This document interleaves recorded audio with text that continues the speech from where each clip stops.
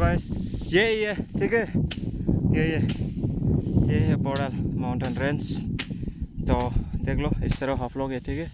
ये जो रोड दिखाई दिया ना, ये नज़दीक देख रहा है, ठीक है। यहाँ से फिर भी अगर आप पैदल आओगे ना तो 3 आवर्स लग जाता है, ठीक है।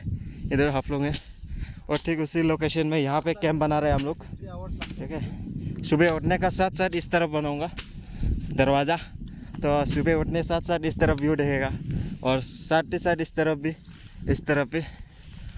कल आप लोग को लेके जाऊंगा वो वाला थोर पे कल सुबह, तो देख लो कैसा है, ठीक है। तो चलो आप लोग, हम लोग अभी टेंट लगाते हैं, ठीक है।